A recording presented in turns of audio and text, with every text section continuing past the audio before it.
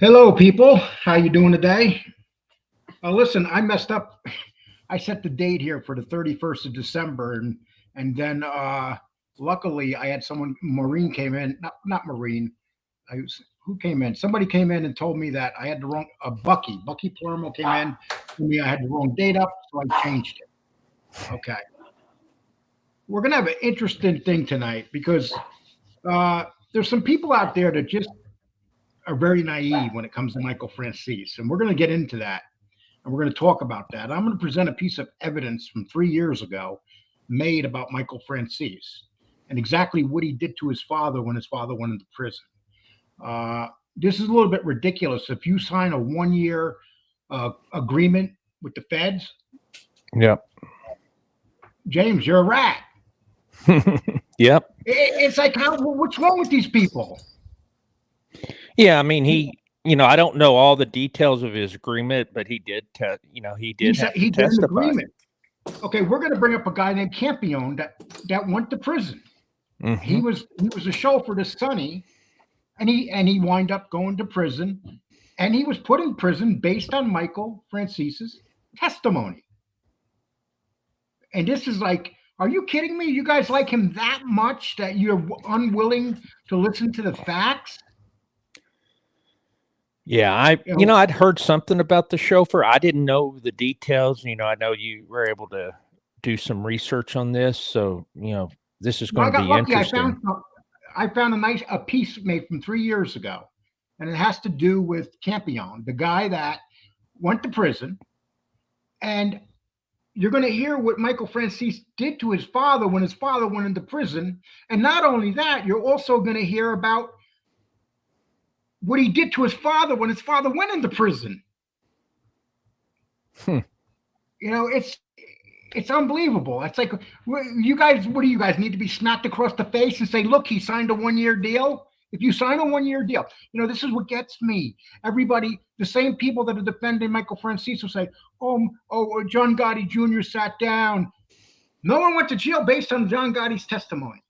Are we right here, James? Yeah, I mean, there was, nothing. He never testified either. He never, okay. Yeah. And these are some of the same people that are defending Michael Franzese, who sent people to prison, who testified against boxing, who did so many damn things, and people are willing to turn a blind eye because Michael comes on and goes, "I didn't do it. I'm innocent."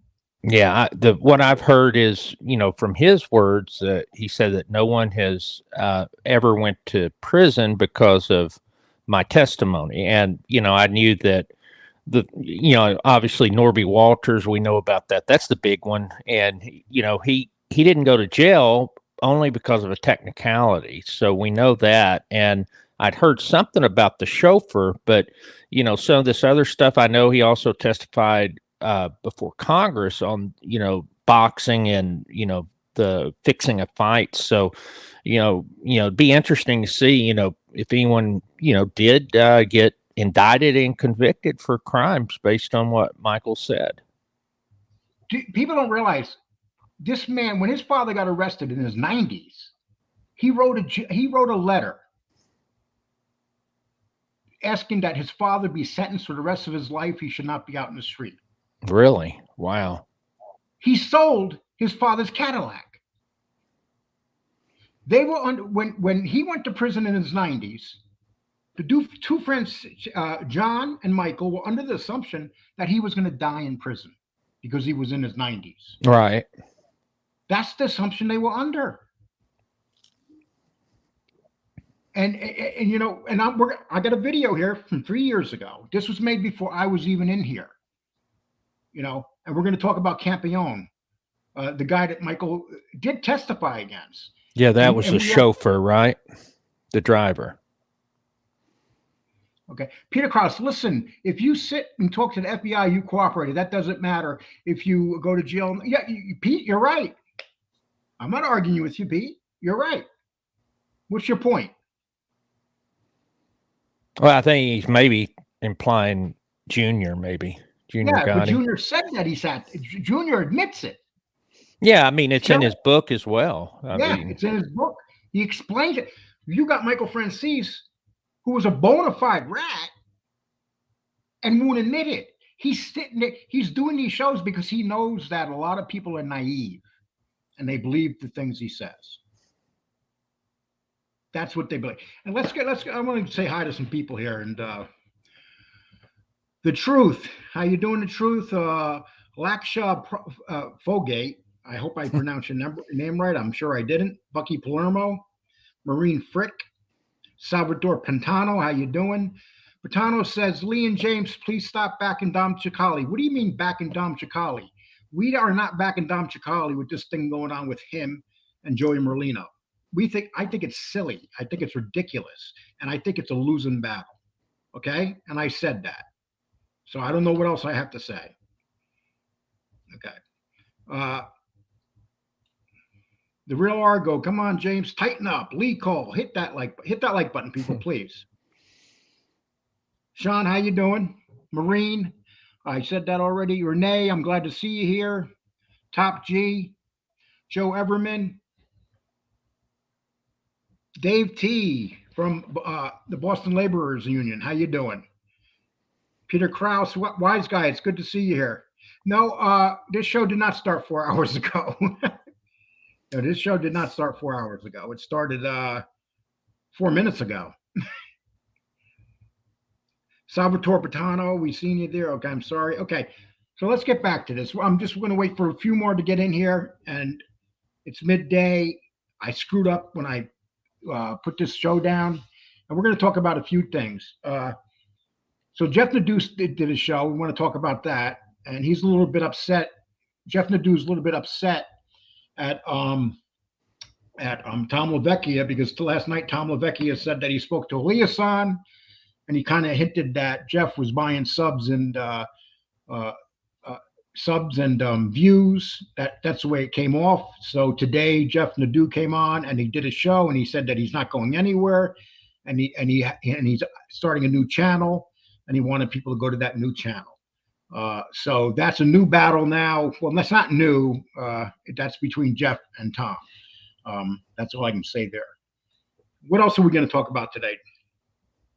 Yeah, I mean, we've got the Michael Franzese. Do we want to talk about what's happened this month or not? Yeah, well, yeah, but we're not Michael Franzese right now. Okay. Well, we're going to talk. Okay, we know that. 1 second, please. I'm sorry. Top G, how you doing? Rah rah. It's good to see you here. Be good. Behave. Sean, Marky Mark, how you doing today?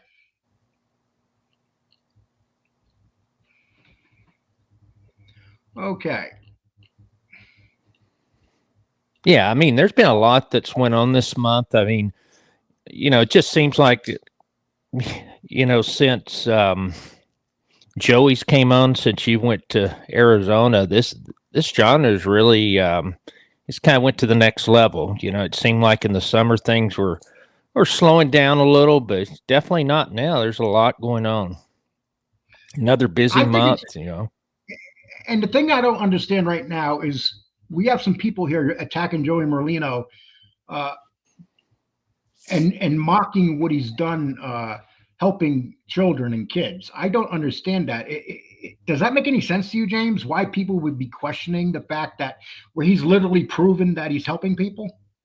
Yeah, I want to speak on that. The thing is, he's been doing that for over 20 years. So this is not, we're not defending anything that he may or may not have done in the life. We've done shows. We know about the Philly War that he was involved in. We know all of that stuff. We know he's not some sort of saint, but we also know that, as far as giving back to the community in South Philly, that's what he's been doing for 20 years. He didn't just start that this year to, pup him up as some new guy. This is the same that he's been doing. Look at, we had a short on Angelo Lutz where, he was involved in that, where they would cook for the poor. He would be as Santa Claus. And so these things are not new for him.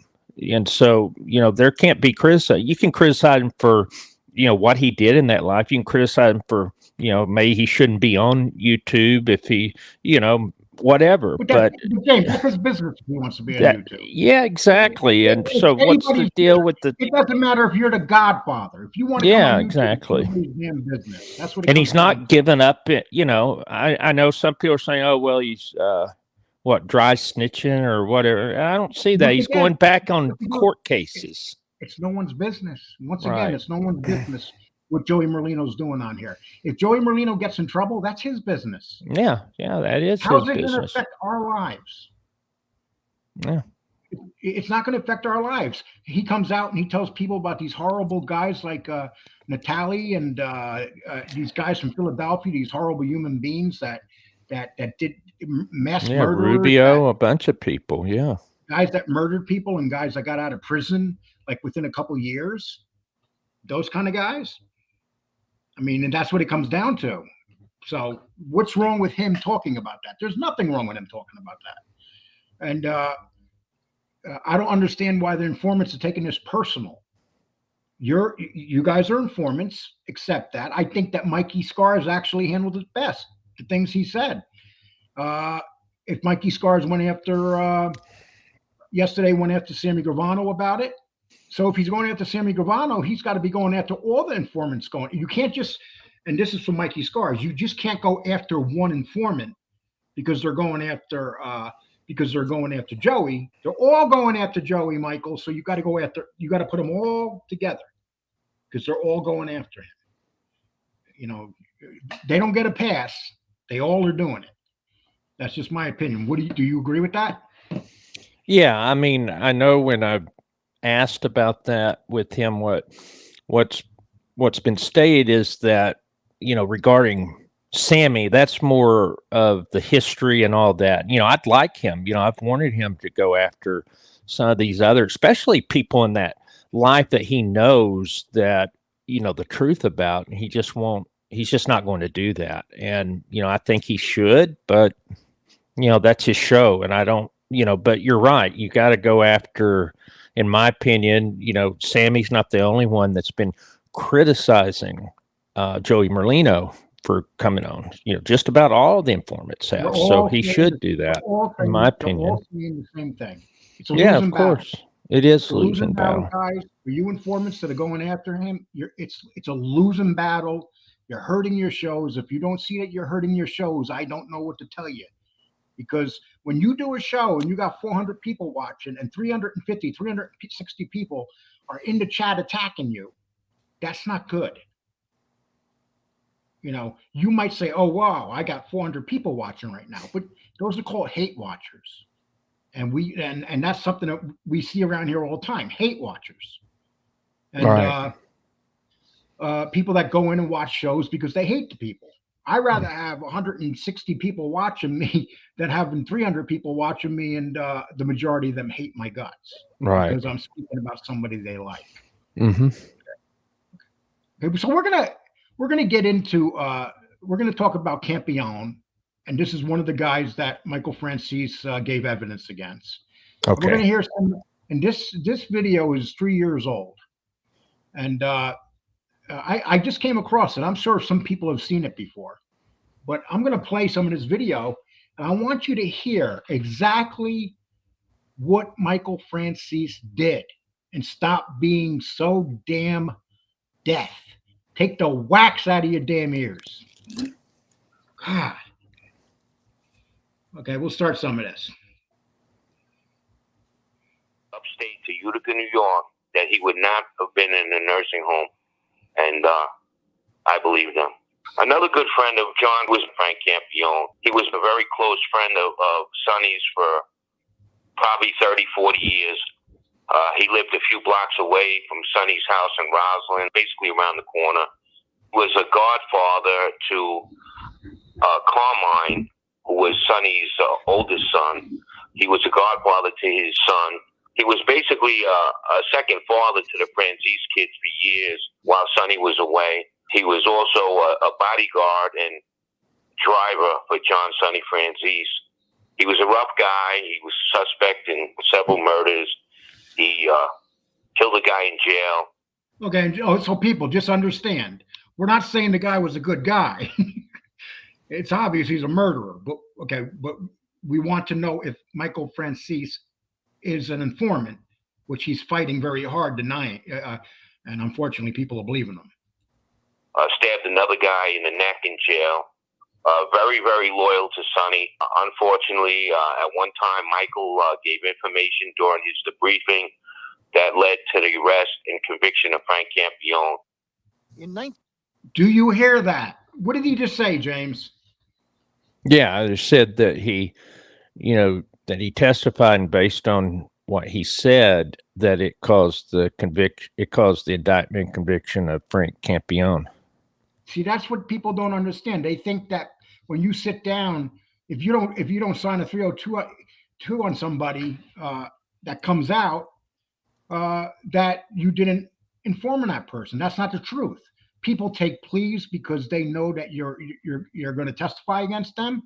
But right there, this guy Frank Campione, listen to what happened to his life after Michael Franzese got done with him. 1986, he got caught and was sent to prison. But I'm sorry, this part, about 4 minutes of this video is kind of low. So people at home, you're going to have to turn it up. He didn't stay there long. Franzese cut a deal. He would talk and pay a $14 million fine, and the government would set him free. All right, well, stop me when I'm wrong, okay? He was supposed to pay the government $14 million. He hasn't paid anything near $14 million. That's right. There's not a single mafioso behind bars because of anything Michael Franzese told you. Is that correct? Well, there are people who are in prison based on the information Michael provided. But no. Do you hear that? There are people in prison based on information that Michael Franzese gave. Right. So Michael, talk about this. Don't talk about in a little room with your wine behind you and stuff, and you're going to swear you're innocent. Okay, talk about this kind of stuff, Michael. Mafia types. Yeah, that's not, well, there's at least one. Frank Campione, who was a chauffeur for his father. A chauffeur and a Chicago agent who wasn't even in the mob. He was also supposed to give the government his Long Island estate, but it's not in his name, and the government has yet to collect. He died a few years back, I think 2010, Frank Campione died. He died in a nursing home like Sonny, basically with nothing. His own son turned against him, his son Michael.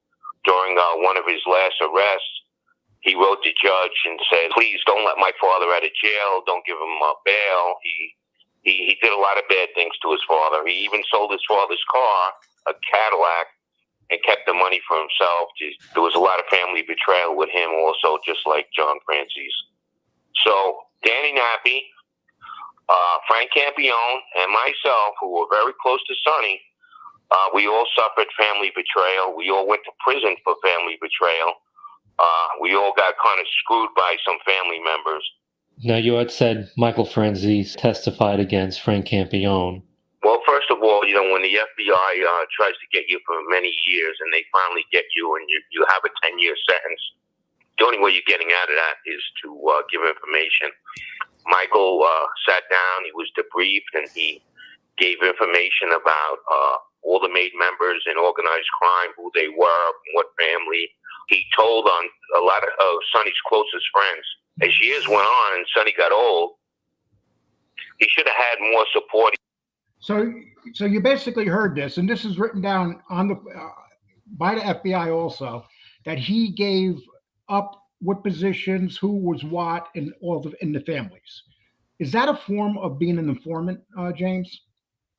Yeah, I mean that's one of the things that these when you have a trial, when you do the prosecutors want to build up the case by identifying one, that there is a mafia. That's one of the things. And then so when he mentions different crime bosses, that's setting that foundation. That's showing that yes, there is an organization, because when you do RICO, there's a couple of things that have to be proven. One is that you have to have an organized criminal element, and that's part of when he testifies on that or gives that information up. That's to show evidence to the government that yes, this is a criminal organization. But I have a question on earlier when they were talking about the father selling the Cadillac and all that. Were they talking about Frank Campione's father, or were they talking about Sonny? No, it can't be. No, they were talking about the two sons betraying their father and what they did to the father. That's So what they they're were just talking about. comparing what John both. and Michael. They were talking about Okay. John and Michael. Okay. John and Michael, not Campione's son. Okay. Right. Okay, let's continue some of this. Okay, Darren C says Michael testified at the same hearing on boxing as Sammy. Who's BSing who? When Ed McDonald says you put someone away, you put someone away. Yes, you hit it right on the button. Sammy Gavano and Michael Franzese testified at the same boxing hearing. So why do people say that Sammy's a rat, but Michael's not, even though it was the same boxing here, before the Congress. Yeah. Also, Wise Guy TV said that he put up a show recently, I guess earlier this week, where he talked about some of these things as well. So, Wise Guy was kind of confirming what you found, Lee, with this evidence on him definitely being an informant and putting people away. I'm going to send you the link, Wise Guy TV. If you want to jump up here and talk to us about it, you're more than welcome. Okay, let's go here. But he should have had more help. I've always felt, and I've heard whispers that, a lot of people had respect for Sonny doing his time and what have you. But his two sons, they just crossed the line. They gave information about a lot of people that were close to Sonny, and it kind of dampened the friendship that people had with Sonny. It's kind of strange, but Frank Campione, Sonny, and me, we were all betrayed by Michaels, That's more than coincidence, huh? Well, there's been a lot of, I guess, hidden connections between, all of us. We were very close, and we all suffered family betrayal, which is kind of odd in an Italian family, that we would actually have family members, put us in jail, lock us up, and put us in there for not a minute, years or decades. And then we all, Frank Campione, myself, and Sonny were all really betrayed by a person in our family named Michael. When I got arrested, people they were talking behind my back, I know they were. A lot of people were like, what the fuck did this guy do to his mother that his mother put him in jail or whatever? But when Sonny's son put him in jail, people, one guy said, yo, there's something in the air. This is fucking strange, Sonny didn't do nothing. All he did was buy his son cars and this and that and everything, and had the life of Riley. And then one day his son in jail. It's fucking crazy. And then Frank Campione, he suffers family betrayal. His son, out of nowhere, starts writing the judge these long letters, and tells the judge, don't let him out of jail, this and that, or whatever. Really made Frank look bad, and probably got him more time. His own son turning against him, and yet he was like a little rat. And had he, like I said, he sold. It said in a newspaper article that he sold his car and kept the money. There was one other thing that I wanted to add. I was just thinking about it. I don't know if I should say this too. Michael had other indictments, other cases before this, and he had a case where he brought in an FBI agent named Victor Quintana to meet with Al Sharpton, to meet with Don King, and they just happened to tape everything that Al Sharpton said. They said something like, I can get you, the FBI agent Victor Quintana said, yeah, I can get you cocaine or whatever. And see, this is something that Jeff Canarsie spoke about last night. Mm-hmm. Michael Franzese goes into a meeting with Don King with an FBI agent who's taping the conversation. Right. Michael Franzese knows that this guy is an FBI agent.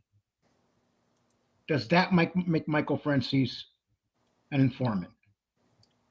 Yeah, I mean, and I know that they were saying this thing with Al Sharpton, right? Reverend Al Sharpton, is that who we're saying, or yeah. Don King? Yeah. Okay, yeah, and that's something. To me, it doesn't matter if a person's in the mob or not. I mean, it doesn't matter who the person is, could be your next door neighbor, whatever. If you're going to talk to the government and put them into harm's way with possible indictments and all of that, then yeah, that's definitely informing. Being an informant. And let's rephrase. I want to make something make sure people understand this. It was Campione's son Michael that sold his Cadillac. Yeah. Just so we get that straight. Okay. I don't want to make a claim that's not true. Okay. 98% pure or something like that. And Sharpton said, yeah, okay, or something like that or whatever. He said later on that he was scared. You know, he said he was in a room with mobsters or whatever, this and that or whatever, but Michael ensnared him with that, you know? Get it. You know, on 99 for about 35,000 a kilo. But I gotta get, more than one. Right. You know, I mean, if we're gonna do this thing, it's a good chance. What's a real? I mean, 10 kilograms is like it's 350,000. That's a drop in the bucket. You know, we can go bigger. Every kilogram we bring in 3,500 kilos. No, that's not. So we bring in 10, you make 35,000. But that's a check pocket. He can. What he's going to do, he'll do much more. He can do it. Just so people know, this is on HBO. So you can literally go to HBO and Brian Gumbel's show over there, and you can watch this. It's still there. You can watch this. You got it. So you got agents with Michael Franzese, all involved together, trying to entrap people. Right. Which makes it even worse. They're working on entrapment. And don't get me wrong, I have no good feelings for Don King or Al Sharpton. They're no better. They're rats too. Al Sharpton's definitely a rat. Yeah, we know that. Yep. And so that's Real Sports with Brian Gumbel. So you can Real Sports with Brian. And Michael also is the one that told when they were sitting down that Don King was involved with the Cleveland mob. He gave that information. Oh, wow. Didn't know that. 100 times over. And basically, how can I say it? Al Sharpton would have never, gotten snared with the FBI. He would have never had to wear a wire or give information or anything if it wasn't for Michael, what he did, Michael says on Valuetainment or Vlad TV that they had him all over the tape, but for some reason they didn't use it, and then he goes flip flop because, well, thanks to my father, I didn't say anything on the tape or something like that. But they show like a tape going, and they show Al Sharpton with a big hat on, and they were talking about like cocaine. He was brought in under wrong circumstances. Michael went to Al Sharpton to try to get to Don King. To supposedly he had this guy who was a big drug dealer. He wanted to invest in boxing and what have you. But Michael claims he really didn't know the guy. After like Al. So Michael is kind of acting like an undercover FBI agent, ain't he? That's what it sounds like to me. Yeah. So he's working with the FBI, literally entrapping. He entraps Sharpton, where Sharpton's forced to become a rat. Yeah, he became an informant too. Yeah. But that was all because of Michael Franzese. That meeting would have never took place with that agent if Michael Franzese got a hold of them and said, "Look, I want to meet with you." Mm-hmm. And they said, "Okay." Think about this. Can you imagine if John Gotti bought, say this was John Gotti, or no, better yet, let's say it was John Jr. Okay.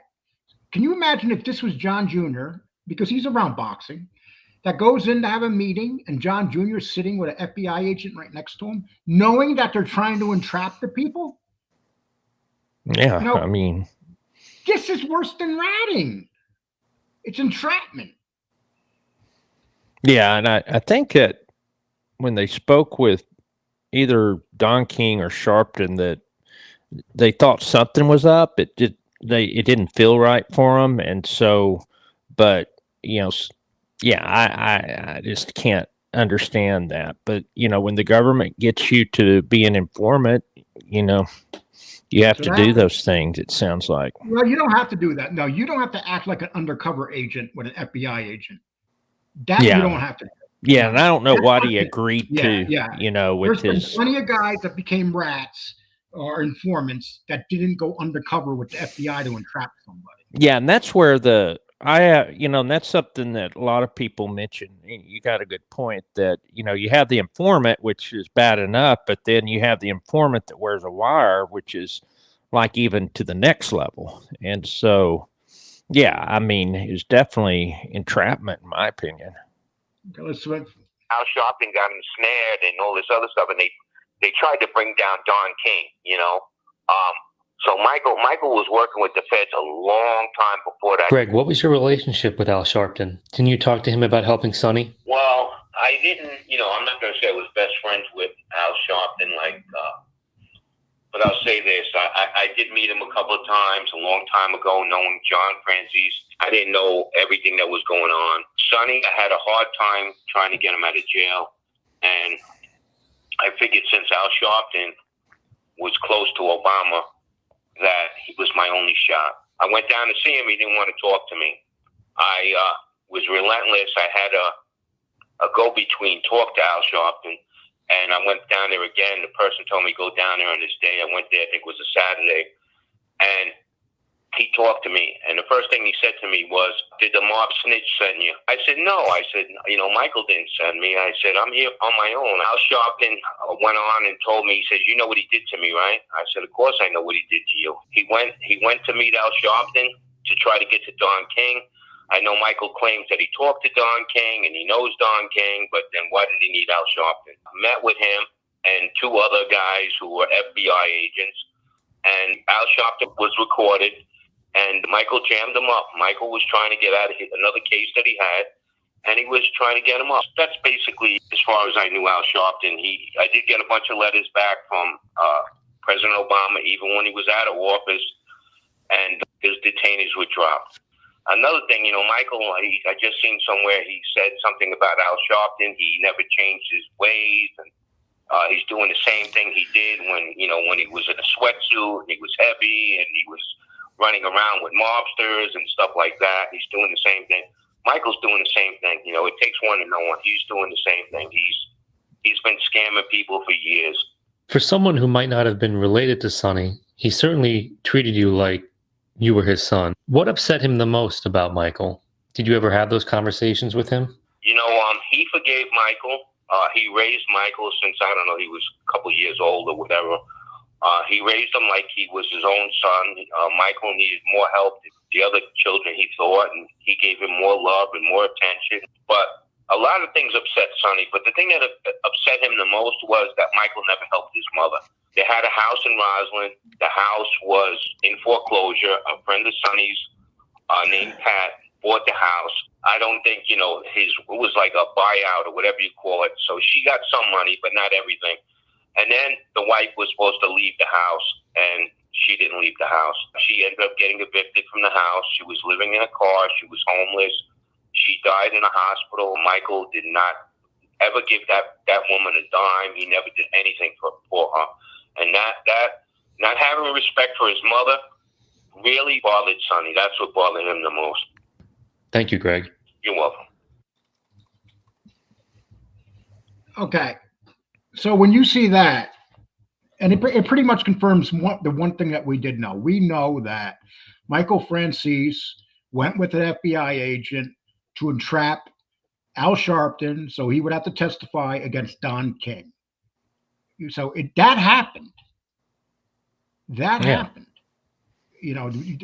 There's no way that we could say it didn't happen, because it did happen. And Mike Franzese, if you're watching this, because you're doing a lot of talking the last couple of days, but you're not showing any facts. You're just sweet talking people.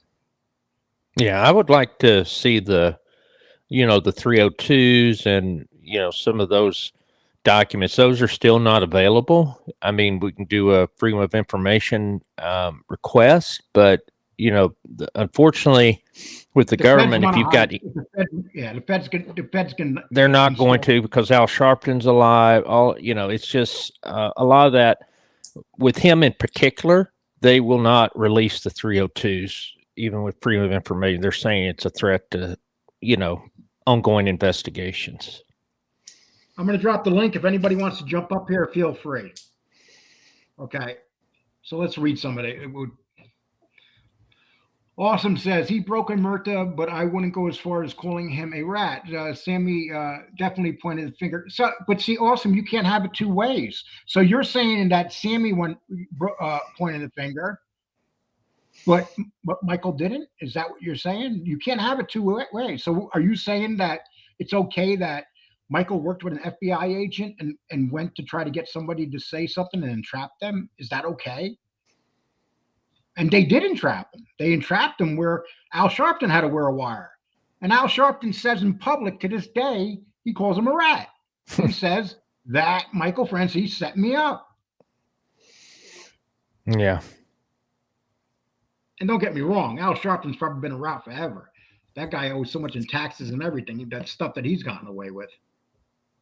Yeah. Sounds like cooperating to me. He said things they use it against others. That's snitching.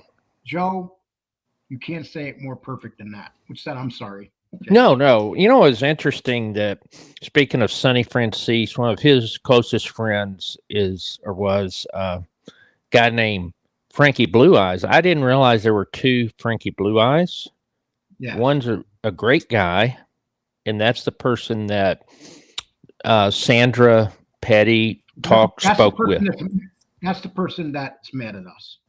And he's mad because, unfortunately, there's another Frankie Blue Eyes, and he's a rat. Well, we have nothing to do. We had nothing to do with that guy.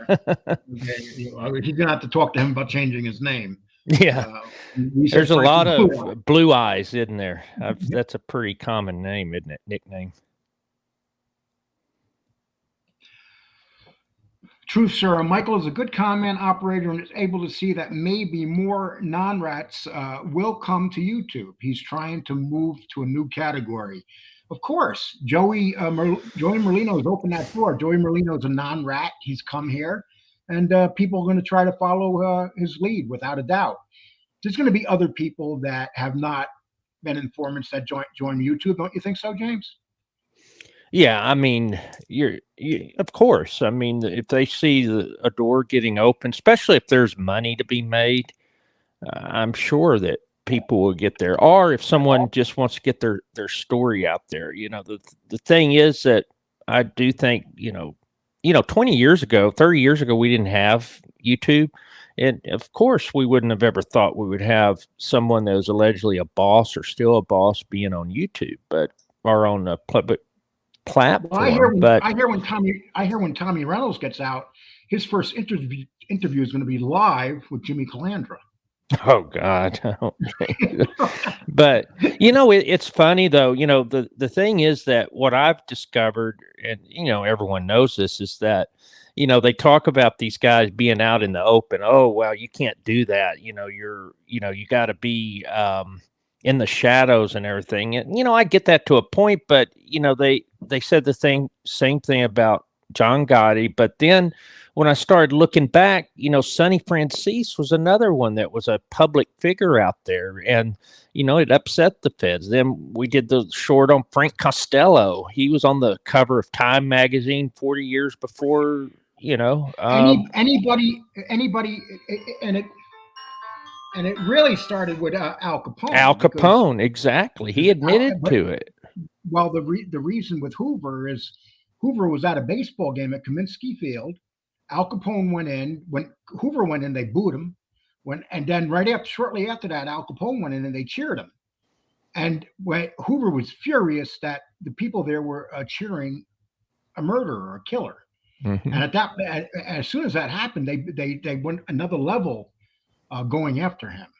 And so it started with Al Capone. It probably worked its way to Michael Franzese, Costello, any of the guys that were flamboyant. Yeah. Or they didn't like that. Yeah, I mean, you've had several. So the point is that Joey Merlino's not the the first one. Obviously, first one on YouTube, but he do what he wants. He's not putting anyone in jail. Let him do what he wants. And I mean, some of the stories are interesting. And Mark, I'm sorry, let me, Mark, you're absolutely right. No, you heard me correct that, right, Mark? Okay. yeah, He's a bad guy, but he's not that bad. Rebecca says, or is it Canada's criminals a lot different? I don't know why we're talking about Canada, but okay.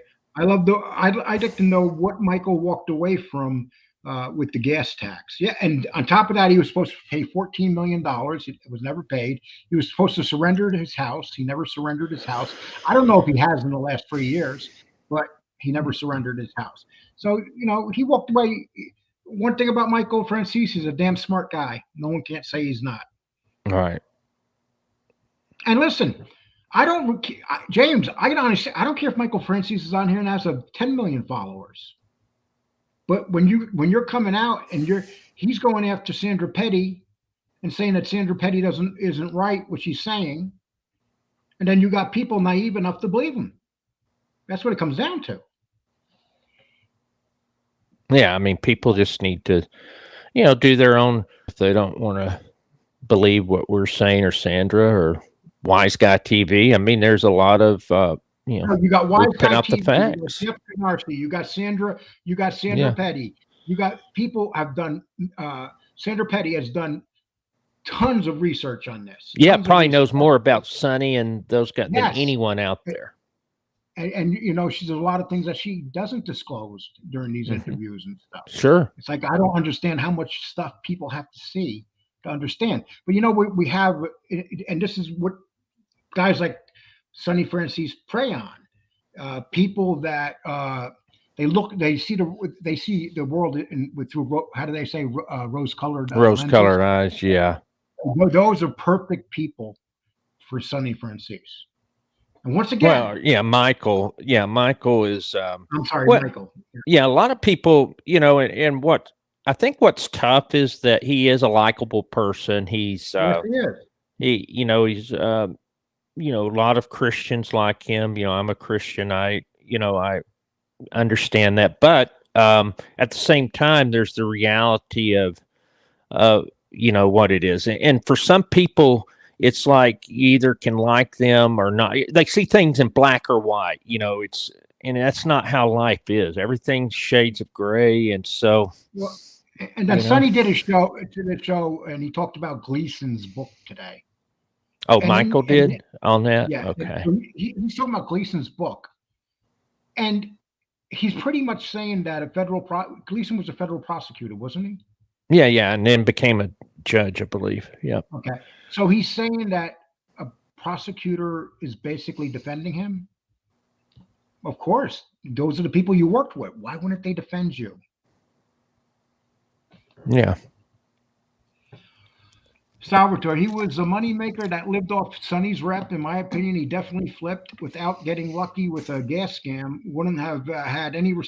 If it wasn't for the gas scam, nobody would have ever heard of Sonny Franzese. You see what happened was. Why do I keep saying Sonny? Michael Franzese. They would have never heard of Michael Franzese. Yeah. And the reason they heard of Michael is because of that, and who his father was. Yeah. And that's it.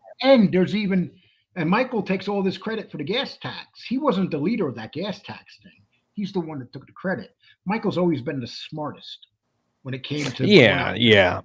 There was a guy, Larry something, the real big guy that he befriended, and that's the guy that was behind it, that partnered with Michael. But then also the Russians did that before Michael. But Michael, you give him credit. I mean, he was successful with it, made a lot of money. I get that. And he know how to take the credit. Yeah. Okay.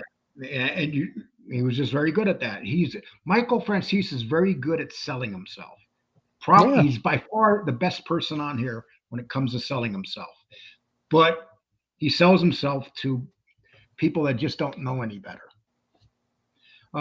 Tony V, great video. Never seen that. Thank you, Tony. Sharpton Thank was a you. Sharpton's still a pimp. It's okay to believe Michael was a rat from day one, no matter how much he said. He was, yes, and there's evidence, and you even heard that when they were talking on the video there, how long. And what they do is they go after this Villa guy, and they try to minimize him. That's what they do. It's when you do, the first thing they do is they set out their teams and they minimize you. But don't you guys think it's a shame when you got some stranger showing up to take care of your father and bringing clothes in a bag, probably from the Salvation Army, and your son's making tens of millions of dollars? Yeah, I don't understand that. Oh, Rebecca says, who didn't he rat on? That's my question. Rebecca, you couldn't have said it better. He ratted on a lot of people. And it's quite obvious. And the more research, hey, he's just going to make us research deeper so Michael can say whatever he wants. Okay, he says, Lee, you should go on the website Vault and read excerpts from the book Shadow Boxing by Joe Spinelli. It paints a different story about the undercover agent. Will do, Ed. Thank you. The mob doesn't deal drugs. Yeah, whoever said that is naive. That's how the distribution occurs between cartels and the mafia. Okay, the snake kept him safe because that gas money was too good. Exactly. Michael was making a lot of money for Carmine. If he wasn't making money for Carmine did not care for Sonny, and he would have not dealt with Michael. Yeah. Yeah, my understanding is that they thought that I think he might have been in jail at the time. Carmine might have been dealing with, one of the other Persico Alphons, maybe, not sure. But yeah, that was what that sit down was over, where they brought in both Sonny and Michael separately. And it was, allegedly over him not kicking up enough to the family. And so, but, it was a pretty bad situation, but they got out of it. But I think that was what happened. Dave Van Etten just got on stream watching the Cowgirls lose tonight. As much as I despise them, they look very good lately. They do look very good. I doubt they're going to lose to Seattle at home, but it would be nice. I will be watching them to see if they lose Dallas. Once they start winning, I will turn the channel and turn something else on.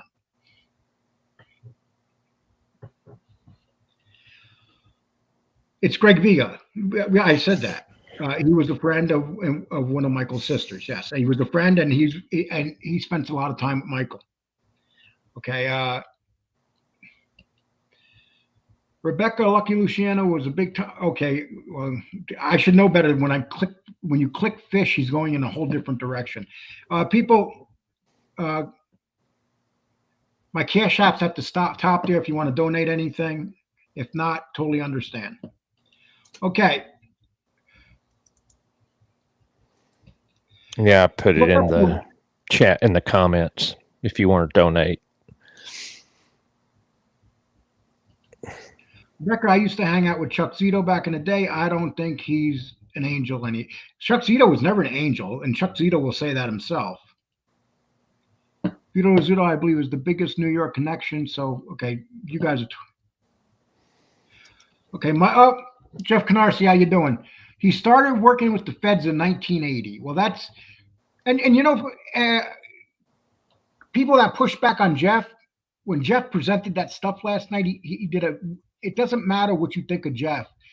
He put up facts. But some people don't want to deal with facts because they don't like a certain person or something like that. But that was facts. Those are, 302s. How much evidence does have to be presented? Michael Franzese was arrested on major charges, and those charges got dropped. Yeah, 1980. That means that that means that he spent at least about 8 years while in the life as an informant. If it was 1980 when he started cooperating, so that's pretty bad. So 86 I guess, when he did get the 10 years in prison or whatever, the sentence. Jane says, I can imagine Michael's been feeling some heat. Lee, have you been in contact with him at all? I know we had somebody that he knows try to reach out, but we don't know what's happening there. If he wants to come on and actually talk about this stuff, where it's not like, oh, how you doing, a friendly thing. It's like, yeah, why don't you, Mike, go on a show where someone can actually ask you tough questions and you can give them answers, and they can answer you questions that you're not going to know they're going to ask. Something like that, instead of you coming on, like you opened up that when you were talking today about Gleason's book, you said, oh, he got this date wrong. It was really this date. How do we know that he got those dates wrong? Because you said so? Yeah, and I've always been suspect with his date. With when he got made, he said it was in 75, and I just don't think that's possible, Halloween of 75, because that was before the books were open. Books were open in 76. I mean, it's not a big deal, but it's just that, with dates, do we just go with what Michael said? And Mob Talk says he took Agent Quintina to meet his dad. He never told him he was an agent. So why would he take the agent and never tell the agent that his father, hey, Dad, I have an FBI agent with me? Why would he lie and say that he had something to do with boxing? Could you imagine what his dad would say? He'd probably have him whacked. he wanted to have him whacked anyway. Yeah, right. The government doesn't allow criminals to keep illegal funds unless they cooperate. And he kept a lot of illegal funds. He has a huge house in California. Money that was supposed to be paid back has never been paid back to the government. Okay. Jeff says, I posted several docs on my youtube.com page. Thank you, Jeff, for doing that. Gianni says, Lee Cole James, busy cooking but listening. Appreciate that. Thank you. I hope you're cooking something good. One of those really good Italian meals. Mm-hmm. Okay, Jeff, in the book Shadowboxing, it says that Sonny met Quintina first. Okay, Ed, because the book says it, makes it true. Well, we're going to take the book. So, see, this is the problem. Does Sonny know who wrote the book? Did Sonny write the book? Did one of Sonny's friends write the book? Okay, if we believe books, that would mean that John Alight's book is true. No, I'll definitely look at Shadowboxing and then try, look at the sources they use for that information, and so, we'll get to the bottom of that. If you want to talk for a couple minutes, I want to pull something up. Okay.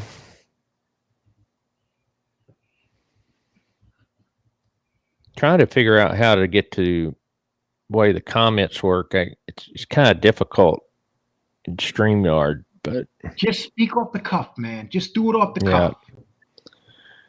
Okay. Yeah. And so it's saying that, Fish saying that Michael has a pizza franchise called Slice and can't get his TV off. What's the TV off the ground? Yeah. But yeah, I mean, he has a Slice franchise. He's got the wine. The thing that they're saying about it's Armenian wine, saying that it's where Noah's Ark, apparently Noah was the first winemaker. And so, they're using that element as kind of a selling point, but, he's involved in a lot of stuff. I know that he had the Inner Circle for years, which was kind of more of a premium, I guess you kind of like a Patreon or something. Now he's got some sort of mentoring program that I'm assuming you have to pay for that. But, what I've noticed lately with Michael, that he's been doing more of the mentoring doing more lives. He didn't really do a lot of lives until recently, Okay, let's see. Okay, so just so people know, there are documents on Jeff Canarsi's community page that have to do with this. Please go read those. those are actual legal documents. Those aren't made up documents. Please go read them. It's just a coincidence. You know what I'm guessing? I'm guessing that John A. Light, all these guys that say to have a reason for being informants, um, you know, they always have reasons. And Michael's turning out to have the most reasons. He doesn't like to be challenged on the fact of what he did to his father. So now he's saying, "Oh, my father was a horrible father." Yeah, I mean, it's definitely was I know that he's talked about his, it's a tough environment with his, dad being away, but he's an adult too. So, hey, the truth. Don't be talking about any of that political stuff with viruses and stuff. If you do, I'm gonna have to block you.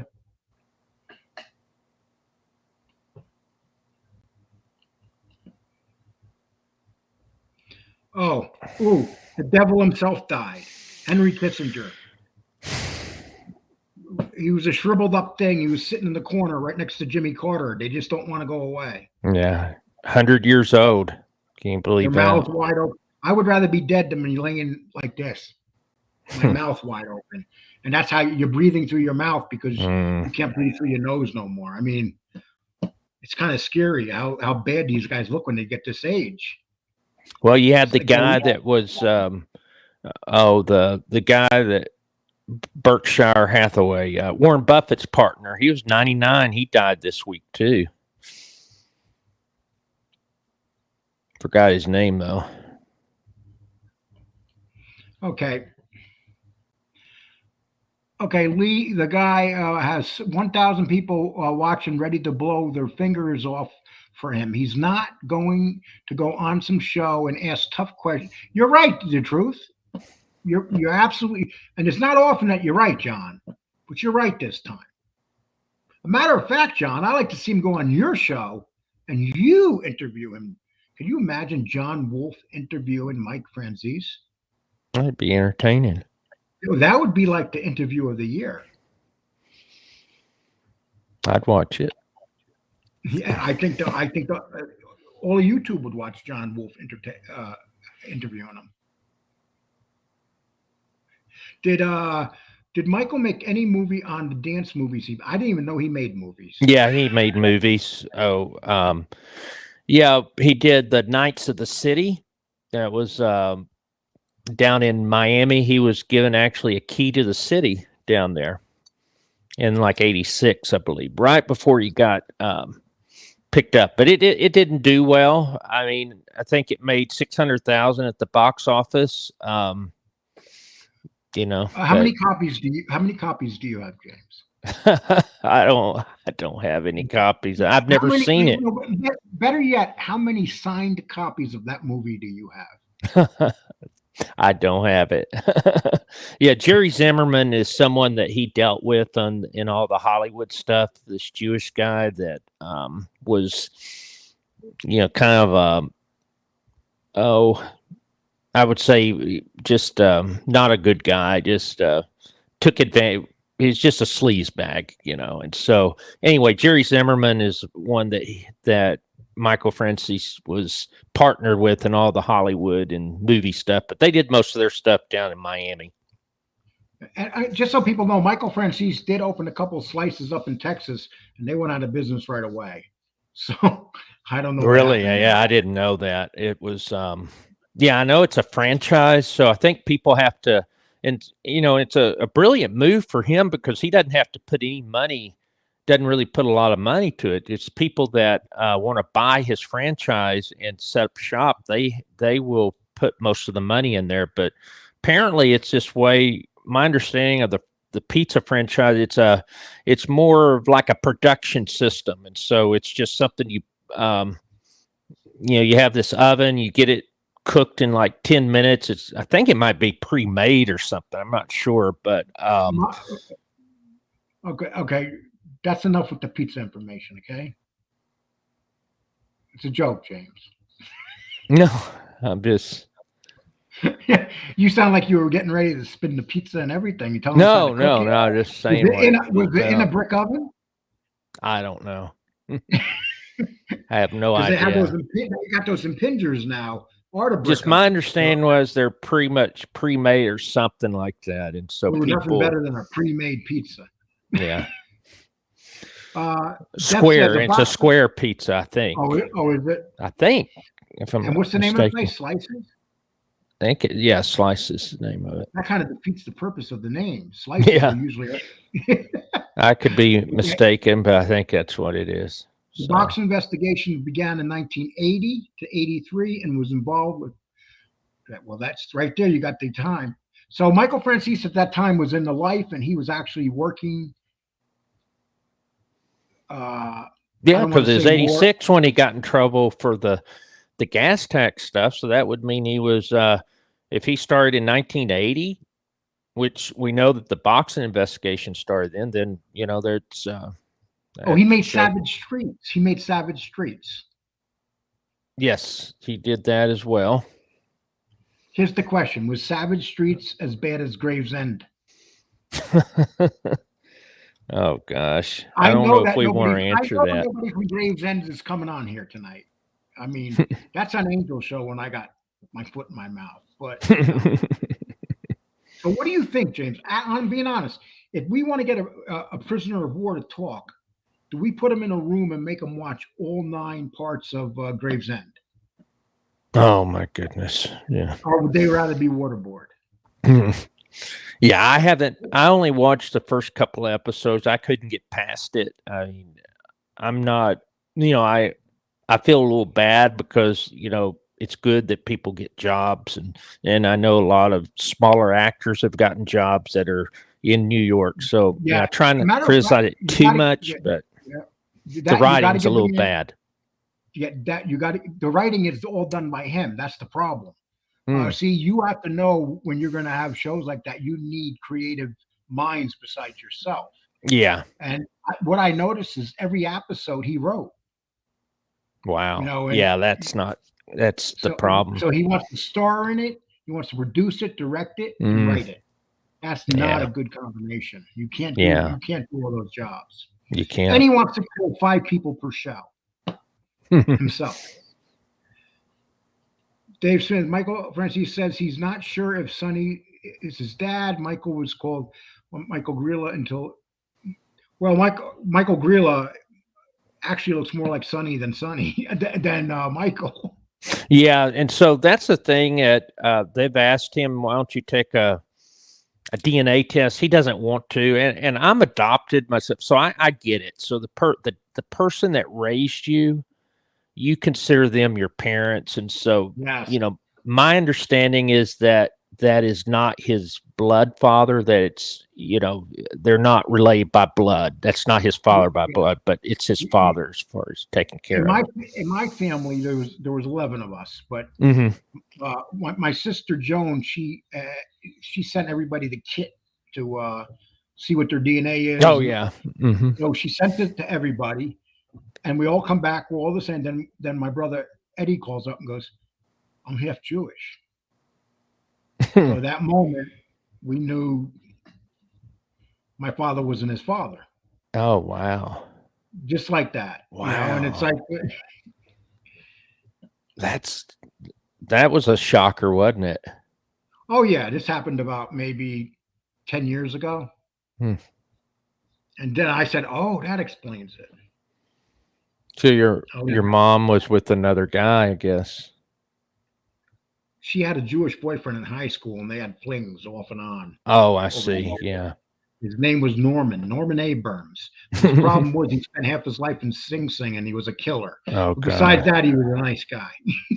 Did you guys have any inclination that maybe he was a little different or something through the years? Oh, yes. Oh, my gosh. Yeah. Oh, my gosh, yes. Why would Michael do anything with Sammy the Bull? It doesn't make absolutely. I agree.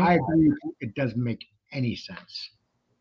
I think that when he did it, he thought that, you get the number 1 and the number 2 shows on YouTube for the mob genre, and he was thinking 1 + 1 could equal 3. You know, that by doing stuff together, it would just elevate them even more. But the problem is, Sammy is not a person that Hollywood is comfortable dealing with, and he's realizing that now, I think, because he's been trying for 10 years to get scripted shows. Supposedly it's real close now, but you know, it's hard to get people in Hollywood to be comfortable with someone like Sammy. But then you look at Michael Franzese, and he's someone that people are comfortable with. Women are comfortable with Michael Franzese, and so that's the difference between him and Sammy. And you should hear some of the stuff Sammy says on his lives that are just cringeworthy regarding women and stuff. Talking cringeworthy, Fish says Gravesend is even woke. William dances with a transgender named Roxanne or something like that. Yeah. Can you imagine? See, that's what I'm talking about. Can you imagine a gangster dancing with a transgender in the 80s? Oh, no. Oh, my gosh. They would. Look what happened to a couple guys that they knew were gay. They killed them. Can you imagine if they danced with a transgender? Yeah, it's interesting though, is how that wasn't allowed, but the mob, didn't they control a lot of the gay clubs and stuff in New York and Times Square and all that? Yes. Well, I'm going to put this invite down one more time, and that's it, guys. You guys all sit. Come on, it's not even busy today. Jump up here. Jump up here. Somebody. Let's see who has the guts. Whoever has the guts gets a free phone call with James. James Proctor will talk to you on the phone if you come up here. Okay. So that's what we're going to give away today. A phone call with James Proctor. Oh gosh. Okay. Oh, that's okay, wise guy. Sorry, I'm behind the video, Lee. I'm behind the video, Lee, and I would love to right now, but I'm super busy. But wise guy, I would really like you to come. If it's not my show, go on Angel Gotti's show and talk why Michael Franzese. Now you do a lot of research. I like to hear why you say Michael Franzese, and you say it is an informant, big time informant, not a little time.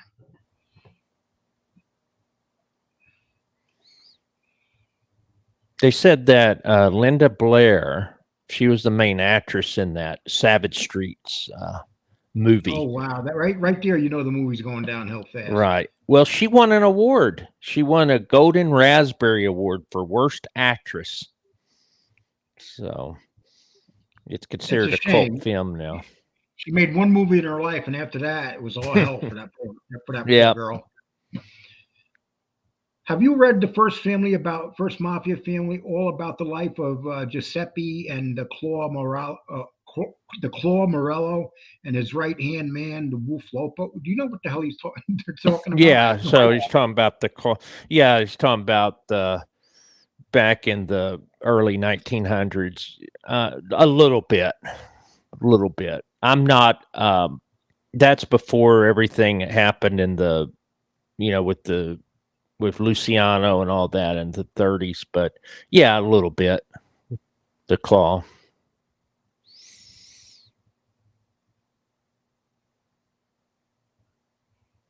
Speaking of that, have you watched the this is an FBI file that I'm gonna read right here, okay? I'm gonna read this. Okay, on September 1st, 1989, source advised that Carmen Persico put out a contract on Michael Franzese as soon as he learned that Franzese had testified for the government.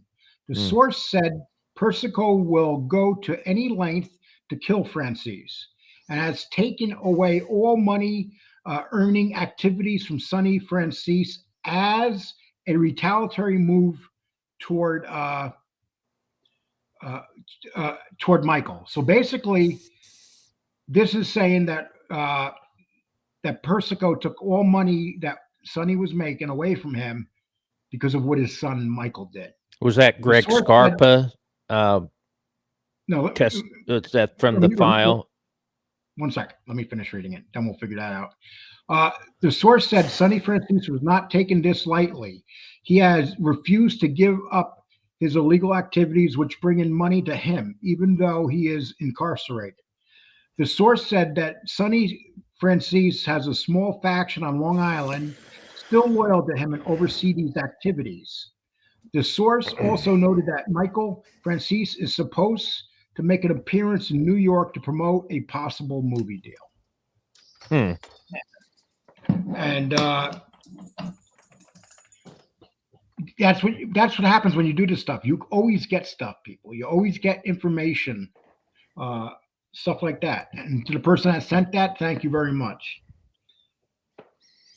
Yeah, I think that might have been from some of the Greg Scarpa stuff, the notes that he was given to DeVecchio. Okay, so Lee, you and James work good together. Thank you. I Thank you. appreciate that.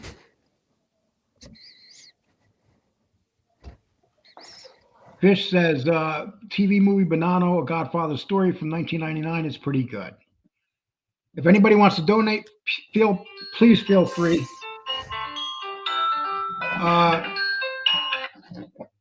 Yeah. Take over for a minute. Yeah. Yeah. So just a second. I'm trying to go down to the comments. Goodness. Okay, so David Smith saying that Persico did put a hit out on Michael. It's in a documentary on Netflix I watched last night. Yeah, I'd heard that. And then, okay, The Truth, thank you for your comments. Rebecca said, so it wasn't Michael's dad that ruined his family. It was, Michael's actions that ruined his family. Why am I not surprised? Yeah. So... But, the thing was with him being incarcerated for all that time, obviously that wasn't good on the family. That was going to cause us, create the, especially issues with his wife. I mean, that was, that just a lot of problems there. Okay. Yeah, Jeff Canarsie, I need to watch. Yeah. You can hear me now, right? Yeah, I hear you now. Okay. Persico did put a hit out on Michael. It's in the documentary on Netflix I watched last night. David Smith, if you have the name of that documentary, I would appreciate it if you can give it. If somebody has the name of the documentary he's talking about, where Persico put the hit out on Michael for being an informant, I would appreciate that. More evidence that he's an informant. Hey, my man, how you doing? Hey, Lee. Hey, Proctor, how you doing? Hey, doing good. How are you doing? Yeah, no, you invited me on, so I figured I would stop by. Well, right now we're talking about Michael Franzese, and we just went over some quite a bit of evidence that he's an informant. Right, and still some people just don't want to believe it. Yeah. Well, you know what? I'll be honest. I haven't dug too much on that. I mean, I've read through his testimony with the gas scam. I'm very into that whole Russian organized crime thing, but right. I don't like him for other reasons, but I mean, I suppose if you sit in front of a subcommittee with Anthony Casso and representatives from law enforcement of the tri-state area and other Russian organized crime criminals who became rats, I suppose you're kind of sitting amongst people who are like you, right? So he sat with I didn't realize that he was with Casso in that subcommittee. Well, yeah, they all testified. I mean, I'll send you everything if you want. It's a very long. I got all the logs for that shit. If you ever want to read it, it's very interesting. Oh, definitely. Is your email over on your channel? Yeah. nyccrimespot@gmail.com. Okay. Can you write that down, James? Yeah. It's got all their testimony. It's got Casso's testimony. It's got Franzese, law enforcement. It's really interesting. Yeah, it's good shit. 1996. So he's testifying before the same committee as Sammy Gravano, Casso, and correct. Yeah. So he's testifying with King Rats. Yeah, and when you do that, when you talk about like the gas scam, which is what I'll send you, I mean, you're blowing the lid on the inner workings of it all. You're talking about the Colombo family, how they got involved. Casso's there talking about how he got involved, how many families were involved, who's getting the biggest piece of the pie. It's really interesting stuff to read, but, it's not, you're really just blowing the lid on the entire operation. So one would say that's being a rat, I suppose, right? Well, it's not suppose, it is. Let me ask you, let me ask you a question. So what exactly did Michael say about the gas tax when he sat down before Congress? Well, I haven't read it in a while, but I recall, he was talking about that guy Rizzo that he was with. That you called him like some fat guy before. Yeah, so Yeah, Rizzo, his partner in right. that. Yeah. Yeah, he's So talking about he gave up the partner's name? Yeah. Oh, yeah, of course. Yeah. Yeah, he gave up the whole thing, how it came about. He even, if I'm not mistaken, at one point he mentions something about one of his soldiers named Vinny, who he sent out to do work for him in regard to the scam. He just calls him Vinny, I think, if I'm not mistaken. I got to read it again. Yeah. But he does refer to one of his soldiers' name, his first name. Like I said, I think the name he dropped was Vinny. But like I said, I'll send it to you, and you guys can maybe do definitely. a show. I definitely like to. That's very interesting because if he went before that subcommittee with other guys that were informants, and he's talking about the whole tax scam with the gas tax, that means that's ratting. He's putting people out there. I mean, what else can it be called? Well, that other guy, Larry, whatever his partner in the gas scam, he ended up becoming an informant first, according to Michael. And, they both supposedly had different parts of the bank accounts and stuff. And so there was money out there, but apparently this guy gave it up. So he's kind of been trying to give the excuse, well, he got ratted on first by his partner, but, that's just an excuse. Yeah, and listen, there's a lot of guys informing in there. There's guys involved in Russian organized crime who are not named, so you don't really know who they are.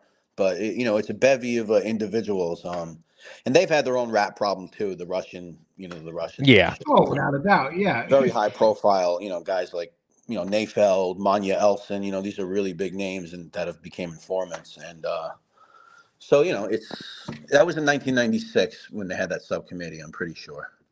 Hey, Jeff, I got the link down there if you want to jump up. But Jeff, I wanted to know what you guys have to say about Anthony Center, because I'm interested in your opinions, being that I platform one of his friends. So I would love to know. I think Anthony Center is a murderer and that they murdered innocent people. This was not just people in the life that they murdered. There was a father and son involved that went to look for their son, and the whole family disappeared. And he was with the Gemini twins at that time, were inside the bar with DeMeo and the kid. Which murder are you referencing? Somebody was murdered, and then the father and son went to look for them, and they disappeared. So you're talking about the murder of the Viggiano family. Now, I don't know. All right, so Joseph Viggiano, first of all, is murdered by Roy DeMeo and a guy by the name of Gus Kalevis, who was a pimp who came to this country from Greece when he was about 20 years old, and he got involved with Roy DeMeo. And from what we know, this Joseph Viggiano was dismembered on top of the Show World Center in Times Square. Wow. So what happened was his father, Al, and the son Paul went looking for him, and then they ended up shot dead on the streets in Canarsie. So I don't know who killed the rest of that family, because they were shot dead on the street. They weren't shot by the Gemini. They were found shot in Canarsie. But as far as the son Joseph Viggiano, who disappeared, he was apparently dismembered in the middle of Times Square. Yeah, and I look at it this way, my man. Nobody in that crew should be released. Period. I mean, didn't they? Listen, if they're going to release him, to give him his due, he never ratted on nobody. So that's that. I mean, if you're going to release Sammy Gravano, you can release anybody, right? Well, yeah. My opinion on it is that, and it goes beyond this case. I mean, Anthony Center's being released due to the technicality of what a life sentence was in pre-1987 sentencing. So it was better to get a life sentence than to get the other guy that got 150 years. But that's where, right. And and the problem is, with the life sentence, I believe after 30 years, you're eligible for parole in the pre-1987. But the problem is, if you have 150 years, you have to serve 2/3 of your sentence before you're allowed. So the whole thing for me is that, and the thing is, Anthony Center, he'll be released. He'll be, what, 68, 69 years old. He's not even necessarily that old. But what it tells me, though, is that we need to do something about these guys that are in their 80s and 90s that are still locked up.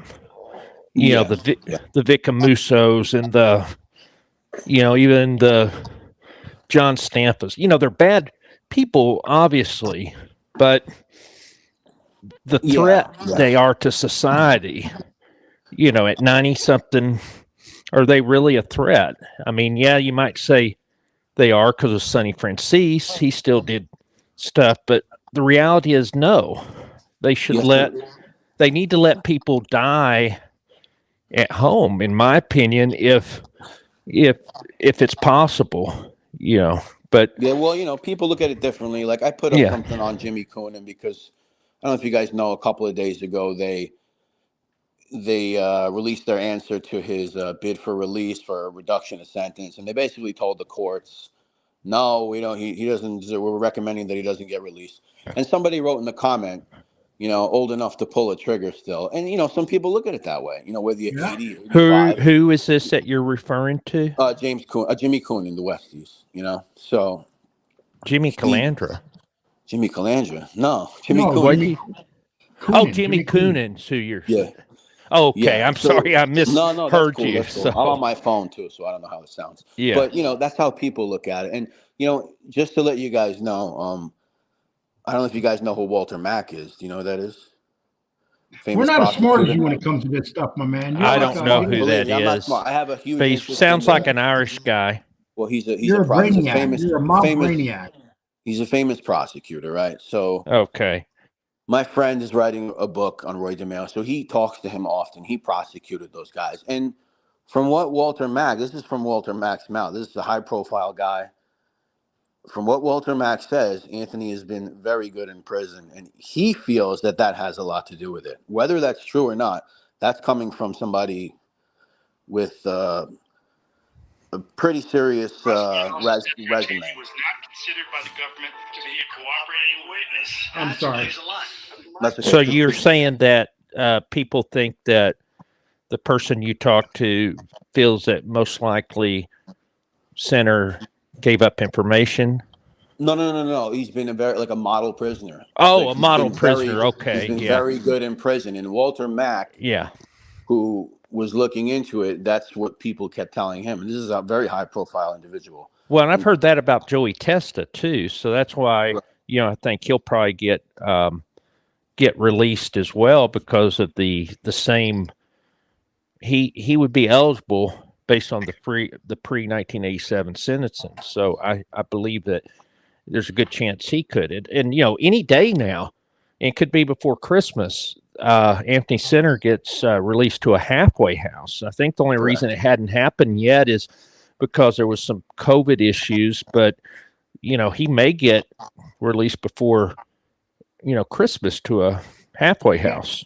I'm going to ask Crime Spot a question. Have you heard, okay, we heard that Tommy Reynolds, Chad Marks was working with Tommy Reynolds. Did you hear anything about what's going on there? No, I have no idea. But one thing I said recently was I wouldn't be surprised if somebody like that ended up on YouTube or publicly speaking at some point. Well, you hear what I said? I said when Tommy Reynolds gets out, he's going to volunteer to go to Jimmy's house and do an interview with him. You know what? He's going to go do an interview with Jimmy Calandra. Yeah, that would be interesting, right? I don't know. I haven't heard. I haven't seen Chad say anything. I know that he was working on his case for a long time, but like I said, I could see a person like that. I could see Center never talking, but I could see somebody like that talking. I don't know why. But it's also going to matter. I'll give you an example. Gene Gotti and Angel Gotti was talking to me about this. He has so many restrictions on him for the rest of his life. Where even if he wanted to, he can't. Because when they let these guys out, and I'm sure they're going to do the same thing with Center, and Center was much more ruthless than we can imagine. I'm sure they're going to have some restrictions where he can't do a lot of things. And after all this stuff that's going on YouTube, I'm sure the Right. feds are telling a lot of these guys, look, we'll let you out of prison, but you're going to have some, we're going to put down some rules that you got to follow. And one of That's them very is true. probably, one of them is going to be social media, because they know these guys have come out and damaged cases. I mean, Yeah. Kriya's case has been damaged because of Pasqua, and then Panisi has damaged some cases. So why would they even let these guys out to damage case? I mean, come back on Right. here. Yeah. No, I only say that because he did his time, and Right. what he did is pretty obvious, I think, for the most part. I mean, it's not like Anthony Center where there's so many skeletons in the closet that, he really can't. What is he going to talk about? Because let's face it, he didn't go down for every murder. I mean, they tried, Right. they tried to do 200 murders at first, and then the judge was like, no fucking way. Then he said, all right, how about 150? They're like, no way. So Yeah. do I think they I killed would 200 listen, but people? I'll tell you what, my man, I would listen to him. There's certain guys I would listen to. He would be one of them, and Tommy Reynolds would be another. Yeah. There's just certain guys that I would find fascinating to listen to. Yeah. Sammy Gravano has those restrictions too. Even with him being on YouTube, he can't leave the country. He's got lifetime parole. Basically, he has to go to a probation officer, I'm sorry, who's this? regularly. Sammy Gravano. Oh, Sammy, yeah. Yeah. He's on lifetime parole or probation, whatever they call it in the federal system. And he can't have his son, Right. he can't have his son attack people. Well, listen, guys. I mean, if you want to hear from somebody who is actually close friends with Anthony, who is a character in the book Murder Machine, who got indicted with them, who beat a double homicide and numerous other charges with them, you could always come to my channel, because my friend Pete is on my channel. Oh, really? He's been on my channel. I've been friends with him for a couple of years. It's been a long road, but now we have episodes. I dropped episode 1. Episode 2 came out the other day. So if you want to hear someone who's not an informant, I mean, I know that matters to you, so I will let you know he's not an informant. He's done 22 years of his life in prison. So he actually knew these guys. He's a character in the book Murder Machine. His mugshot is in the book. You can't know him better than that, can you? Yeah. So. And what was his overall opinion of these guys in general? He loves Anthony. I mean, he's elated that he's getting out. I mean, what can I say? I mean, he loves the guy. So he wants, I get a lot of shit. He gets a lot of shit because, he's been accused of some very horrible things himself, but he loves the guy. So of course, I called him. I said, hey, Pete, this is for real. Anthony's getting out. And, he was fucking ecstatic for his friend because, those guys, they're friends, right? So it's like they're looking at it a different way, whereas the general public, we're thinking about dismembering people and draining blood and all this other crazy shit. But to them, especially to someone that's never informed, that's done 22 years in prison, like Pete, it's just his friend, and he wants to see. Yeah, he may not even be able to talk to him when Anthony not gets at all. out, because of the rules.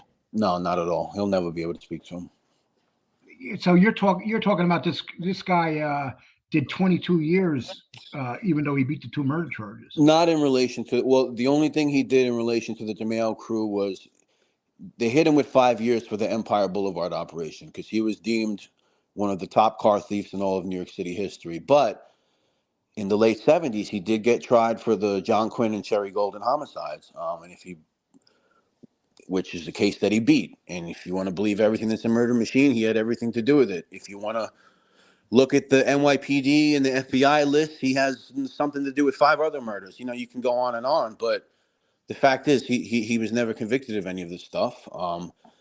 And so the 22 years has to do with other things. As far as the DeMeo crew, it's 5 years. And what does that tell you about him? Not to pump him up, but he goes to trial for a double. He goes to trial for a double homicide in relation to the DeMeo crew in the late 70s, and they let him live. And he goes back. He sounds like somebody I would love to talk to.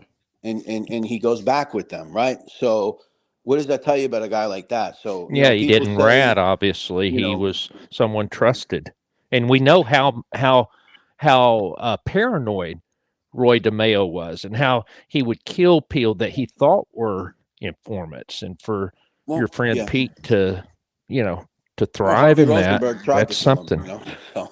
Yeah.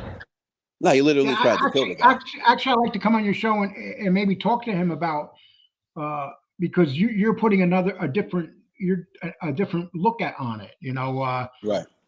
Because I'll give you an example. When I was 21, I got caught in a burglary ring in Somers, New York, and it's a very rich area up there, and we committed 3 burglaries. And when I went in, they said that we committed 70 burglaries. Jesus. So, and they wanted me to sit down and say that I did 70 burglaries. So, you're absolutely right. The law could throw stuff on you real fast. But you know why though? 70. That's like Christmas for the detectives, because then, oh wow, we got all these cold cases now. Exactly. They're off the books. Yep. Yeah. They wound up hitting me. They hit me with 3, and I got 5. It was my first charge ever, and I got a 5 years of probation, felony probation. Yeah, and about talk. I mean, listen, is he going to talk to anyone else? I don't know. Listen, it's been, like I said, it's a lot of stuff I can't talk about, but it's been a long 2 years. I mean, I've gotten on planes to visit this guy, and it's been a long 2 years to get him to commit to what's going on right now. So, and there's things that he can't talk about, and obviously he doesn't. Well, congratulations on that. That's no, I appreciate that you stuck with it. Yeah, that's a great thing. And he, this is a guy. Listen, I'm not saying he was friends with Castellano, but this is a guy that sat next to Paul Castellano in court. This is a guy who sat next to Nino Gaggi, Anthony Senner, Joey Testa, Henry Borelli. This is a serious individual, and like I said, Henry Borelli's the guy I was saying that got 150 years instead of a life term. So he was sentenced in the pre-87, and he's not eligible until he's been in for 100 years. So, and Borelli did a lot less than Senner and Joey Testa, supposedly. Well, he got a double homicide reversed. Okay. I don't know if you guys know. They hit him and a guy by the name of Ronald Eustiga with a double homicide having to do with depriving someone of their civil rights. What happened is they got that case dismissed about a year later due to a technicality in an old law, because one of those individuals wasn't a United States citizen. So they were able to use the technicality that said, according to the law that was written about the civil rights, you'd have to be a citizen, to be denied your civil rights. And the way that the law is written, I see. Yeah. They went back to a judge back in the days in Texas who, I think some guy was on trial for killing like a Chinese railroad worker or something. And the guy says, there's nothing in this law that says you can't kill a Chinaman. So they actually went back to all these weird laws, and these guys actually got the murders reversed. But Henry ended up with 15 counts of the transporting stolen cars, 10 years per count, 150 years. Now, keep in mind. Before you go on, one person, if you can answer this person, I appreciate it. They want to know, please explain to them who you are, what your show is, and when your show is on, and when's the best time to see it. Well, I run a channel called NYC Crime Spot. I talk about organized crime. I talk about other things outside of, it's just generally a New York City criminal history channel. Do I have a schedule with uploads? Honestly, I don't really have one. I've been doing this for 2.5 years. I would just say go to my library. I go to many locations. I visit where these things happened. I go inside I went inside Tally's. I ate a meal there. I went inside Robert's Lounge. I ate there. So I like to go to these places, bring people there, and show them where these things happened, and get really up close and personal. And I do interviews. I do live streams and stuff. So I guess just check out my channel and NYC Crime Spot. And something, I love when you do thing when you go out and you go to these crime scenes. But you mentioned Tallies, and It's kind of funny because I never thought about Tallies, but ever since Sammy said if I knew Lee Cole back then, if he pulled up in front of Tallies, we would have invited him in, been nice to him. I would have told the guys to go in the back and get the body bag. And I wish we would have shot him in the head and put him in the body bag. Did you hear Sammy say that? Uh, It was a lot. I'm like, damn, Sammy Gravano just said that shit. that is too funny, man. Wow. Yeah, I Well, mean that's crazy Gunsmoke that he actually, said that. Gunsmoke actually made a video on it. It was funny as hell. Where and it's a picture of me being pulled into tallies. I'm in my underwear and my belly is hanging over my underwear, and his son pulling me into tallies and Sammy standing there. It's absolutely hilarious stuff. Oh my god, dude. Yeah, that's crazy that he said that. That's pretty wild, man.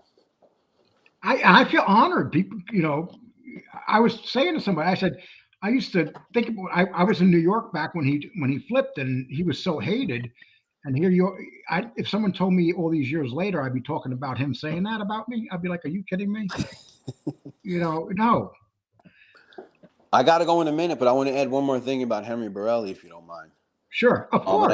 And I did a whole live stream on this, if you guys want to check it out. So Henry, of Definitely course, will. says he's had many appeals, and he's had one as recently as 2022. And what they're basically doing with Henry is, regardless of whether he was convicted, regardless of whether those murder convictions were overturned or not, they're using hearsay, and they're using what original indictments said against him. They're looking at him as a contract killer.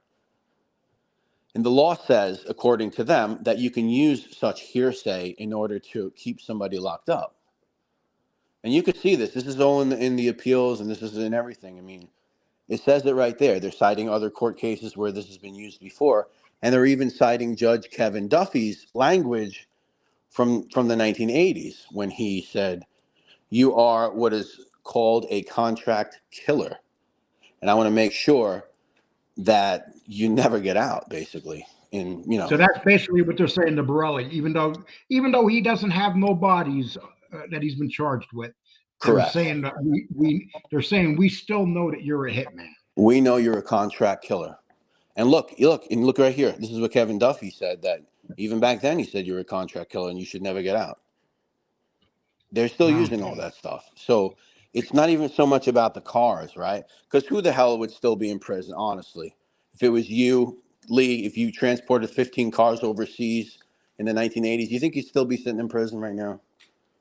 Yeah, but the thing is even though they know he's a contract killer, what are they using to keep him in? I mean, because what they're doing is that they're basing it on whenever a person is possibly eligible to get a release, like to be on probation, they can, based on the laws, they can use hearsay to keep someone from getting released. They could say, and basically what it is, one of the criteria of releasing someone is, has this person been rehabilitated? Is this person still going to commit crimes? And so, the thing is, it's not the burden of proof that you have with a criminal trial. The burden of proof is basically the government saying, basically they weigh it as preponderance of the evidence. And they say, well, we feel this guy's still going to commit crimes. He also was involved in murders that he wasn't convicted on, but we believe he did. And so they can base it on hearsay, and that's just, it's horrible, but that's the way the rules are. How many bodies are they tying to this guy? Do you know? Well, I mean, if you just look at the original indictments that include, I mean, it's numerous murders. It's just how many are in the indictment. It sounds like to me he may have been worse than Testa and Center. I mean, listen, the only thing I can say about Henry is that he was known not to dismember bodies. He wasn't into it, but he was a shooter. He would kill people, right? So he would kill him and he would tell Center and Testa to cut him up. Well, Roy, I guess Roy would be the whole mastermind behind that thing. But Henry, interesting guy, and his uncle was a well-known criminal as well. So interesting family, I guess you could say. And you, my man, have one of the most underrated shows. I appreciate it. I look at your stuff all the time, and it's well done. You are definitely what I would call a what do they call you're a mobologist. Me, Really? I'm a guy that I have a mobologist with me, and I'm lucky. That's how I look at it. Well, you know, to be honest with you, there's a lot of shit I don't know. I mean, and I try to cover a lot of stuff that's not mob because I'm really much into that. The same, you know. My biggest video is not a mob video. Let's put it that way. What is it? It's a video I did about it almost 2 years ago. It's called the Wendy's Massacre, which was something that happened here in Queens. And for whatever reason, that video has like 360,000 views or something like that. It just hit on congratulations. That's great. I don't know why it hit so big. I don't get it. But I try to find these stories that nobody's covered. So that's kind of what I try to do. Well, that sounds real interesting. My man. I appreciate you coming on, my man. And, yeah, I'm sorry. I didn't mean to like plug my shit and all that. Man. No, we want you. We want you to do that. There's nothing better than getting an interesting guest on, and that's when I can just keep my mouth shut and let guys like you talk. I appreciate it. And listen, if you want, email me. I'll send you the gas scam shit. I'd appreciate that. If you want the Henry Borelli stuff, whatever. I got a bunch of shit. If you want that too, I'll give you that. Okay, great. And I'll ask James to do it because he's a smart guy that can read. Yeah. What is your email again? Yeah, so it's just my channel, nyccrimespot@gmail.com. Okay. Yep. Yeah. We'll get that. Just to let you know, Lee, I had to turn off the camera. I've got like 7% left, so I'm probably only got 5 to 10 minutes left for this thing. That's all we're going to be. That's what we're going to be on because Joey Merlino is going to come on in 11 minutes. So we'll play it. All right, guys. Well, thanks for having me on. I'm going live at 7 p.m. I think I'll have some people in there that want to air some shit out, but we'll see what happens. So we'll come over to your show for sure. Yeah, come hang out, guys. That'll be fun. Thank you. You take care, my man. Thank you for coming on. Thanks a lot. Have a good one. And you see, people, that's when we do these shows, the great thing, when someone shows up that we don't expect and they know their stuff. That's what we really enjoy. Yeah, definitely real mob content. We and pretty much every show, every live we do, we get someone that will come on that will we weren't even expecting, and it's just fascinating stuff. I mean, Murder Machine. That's I believe Jerry Capisi. Didn't he write? Yeah. Right. That is one of the best books. It's my favorite. I remember when I was in Binghamton, New York, and it was in 1993, I think it was. And I remember I went and I like true crime books, and I got that book. I was so pissed because I read it in one night. You ever start reading a book and the worst part of the book is when you see you only have a few pages left to read. Yeah. That's the kind of book it is. Right. It is. Wow. It's such a fantastic book, and I don't even know how you can make a movie about it. I mean, wow. The book is so gruesome, but Capisi wrote that based on a lot of records. But that was probably one of his biggest books, wasn't it? Yeah, that was. I think that my understanding is it's better than he did I think Gotti Stars or something. He did a Gotti book, but then 20 years later he kind of added another chapter and changed the title. But my understanding, Murder Machine's definitely a much better book than what he did over the Gottis. Well, the book with the Gotti name on it, there must be 100 books like that. But. Oh, I know. That's the problem. There's nothing new. You're not really going to, learn anything different. That's why I liked, I know some people don't care for Junior Gotti's book, but what I like about it is that you actually hear something from the horse's mouth per se, where you're getting some information that you didn't get from other books that were written about John Gotti. But it is what it is. Well, guys, I appreciate everybody being here tonight, and thank you. And Joey Merlino is going to start a show in about 8 minutes, and I'm not going to try to go up. Listen, I messed up today because when I did put this show on, I put it for December 31st, and I didn't realize that. And right before we were about to come on, someone said, I was like, why isn't there anybody coming into the show?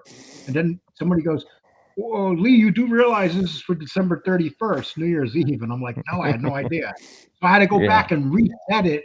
And right off the bat, it was like, I wasn't even sure whether I'm really glad I came on, especially with the fact of the Crime Spot coming on. Very pleasant show. People, thank you all for being here.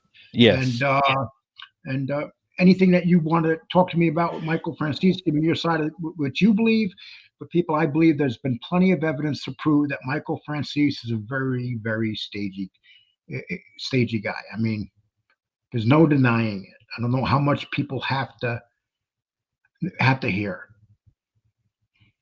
Because Joe Rogan comes on and goes, oh, Joe Rogan says, oh, and this guy didn't even snitch. How the hell does Joe Rogan know anything about Michael Franzese? Right. Yeah. Because Joe Rogan said it. Right. I think it's, again, it boils down to people like Michael. He's a salesman. He's able to communicate well, and so people don't want to think the bad about him. He's a salesman that sells. Here's the thing: he's a salesman that sells lemons, and who's going to buy the lemon? Well, yeah. I mean, and part of it too is that you've got. People. He's people again. They base a lot. They don't want to look at the facts. They just look at a person's how they come across, and then they make their judgment based on that. But and we're not telling people not to watch Franzese. I like a lot of what he puts out, but the thing is, it's just a matter of keeping history correct. I have no personal ill will toward him. I have personal ill will toward the fact that he is saying stuff that is known not to be true. And right. That's the problem. And Yep. I'm sorry. Tommy says you're not feeling well, Tommy. I hope you do feel well, and I'm sorry to hear that you're not feeling well. Yeah, and I think with Sandra Petty, she's very credible. She's the one person that that's been able to produce, actually interviewed Sonny. She wrote the book. So, there's other people obviously that were close to Sonny, but they're not going to come out and say anything, like Frankie Blue Eyes or any of those people. But she did, and she's the most credible person. Exactly. And I'm sorry, El Toro put down the link. We're going to take off here, James. Thank you so much, James.